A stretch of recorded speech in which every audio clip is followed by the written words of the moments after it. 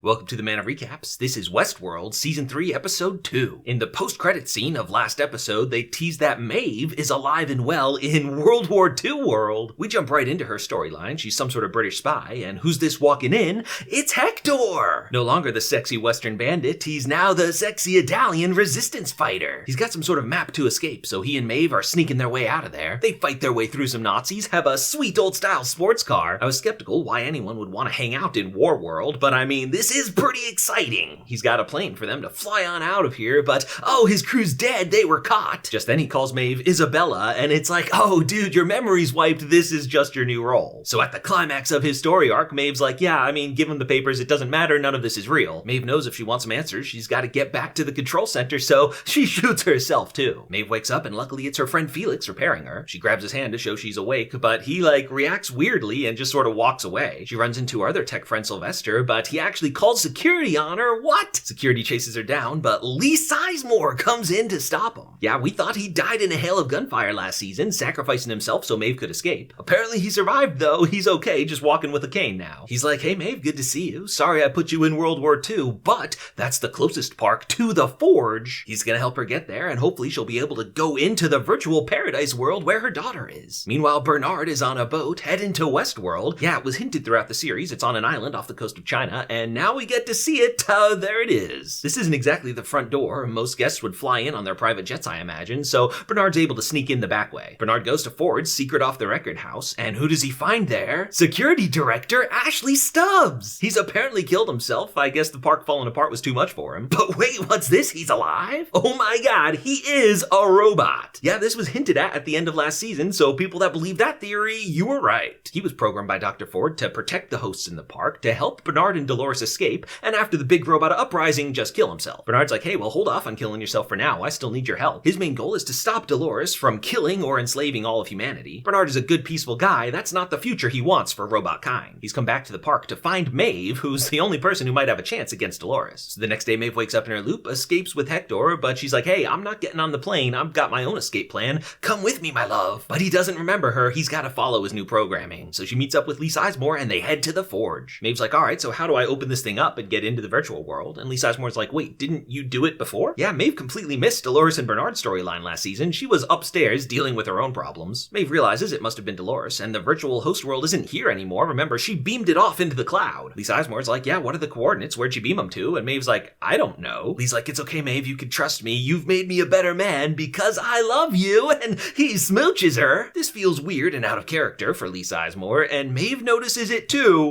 You didn't make it after all, did you? Yeah, the real Lee Sizemore did die in Season 2. This is a host copy to trick Maeve into giving them the coordinates or something. Stubbs takes Bernard to the cold storage area where Maeve supposedly is, but no, we know she's over in War World, right? No, Maeve's body is actually here, but her mind has been removed. And as Lee Sizemore's head explodes, processing that he's a robot, everything in the world gets weird. Yeah, not only is Lee Sizemore fake, this whole world is fake. Maeve's in a virtual simulation. So Maeve goes to Lee's office, grabs a tablet to start hacking the system. She calls in a couple random interns and poses them a very difficult math problem. What's the square root of -1? Apparently, this is a mathematical paradox. It's above my head, but you remember imaginary numbers, right? And so while these background characters are using way more processing power than they were intended to, the rules of reality start to break. Maeve's like, yeah, darling, my plan's gonna work. We gonna crash the system. In the real world, Bernard and Stubbs go to the control center. They're hanging around the medieval world section. Yeah, I always said that would be the coolest park, a sweet fantasy one, complete with dragons. Yeah, you recognize that dragon. It is Drogon from Game of Thrones. This is an intentional Game of Thrones Easter egg. In fact, the two texts talking about it are D&D, the Game of Thrones showrunners. They search for Maeve to see where she really is, but there's no record of her. Someone else sneaked her out of here. They suspect it might have been Dolores, and at the end of Season 2, we saw she did leave with a bunch of host brains, so any characters could be coming back anywhere. While he's here, Bernard wants to run a self-diagnostic from a clean system. Remember, Dolores is the one that rebuilt him, and he wants to make sure that she didn't give herself administrator access. While he's scanning, some security shows up, and remember, Bernard is a very wanted man right now, so Ashley Stubbs has to kick some ass. He doesn't want to kill these guys, so he throws away his gun and grabs an axe. Yeah, goes full medieval on these guys, chases them away. Bernard was able to unlock some of his memories, specifically something about where exactly Dolores sent the virtual hosts. That's the second time that's come up this episode. It's gonna be important somehow. Also, Bernard remembers that Dolores was focused on certain humans, specifically Liam Dempsey, the guy we know at Insight who she was fake dating. So Bernard's heading off the island. Stubbs is like, well, guess I'll just kill myself now. But Bernard's like, hey, hold on there, buddy. Let me reprogram you. I could use your help. So his new core directive is Bodyguard Bernard, and these two gonna have an awesome bro adventure. The next day in Virtual War World, Maeve marches right into the center square and is like, here's the resistance fighter who stole the map, but also this soldier is a traitor. He's got the map too. And this other one, and even yourself. Yeah, she planted the map prop in everyone's pocket, so no one has any idea what to do. So all this is using way more processing power than it's designed for. She crashes the system. With the system frozen, she's able to access the outside mainframe and see into the real world. She finds her processing unit here at some mystery facility, so she hacks a maintenance drone and programs it to bust her out of there. Yeah, robot fighting, awesome escape scene. But in the end, there's too much security, they take it down. Maeve wakes up in a fancy dress. This seems to be the real world. If you're ever confused, look at the aspect ratio. They always set the real world taking up the full screen, and virtual worlds are letterboxed. Maeve is in a very nice mansion, and her host is an old French guy, Sirach. His name was mentioned at the end of last episode. We know he is the mysterious partner of Dempsey's dad, the one person who currently controls the mega AI running the world, Rehoboam. He talks about how all of human history so far has been chaos, and he built Rehoboam to bring order to the world and craft a brighter future for humanity. But now humanity's threatened by Dolores. He wants Maeve to help him fight her. Maeve's like, thanks for the body, darling, but I have no interest in your fight. She goes to stab him, but oh, he freezes her. Yeah, her mind may be fully conscious these days, but he's finally gotten her into a body that he can control. He's like, hey, we'll talk again later. I'm excited to convince you that we're on the same side. And that's how episode 2 comes to an end.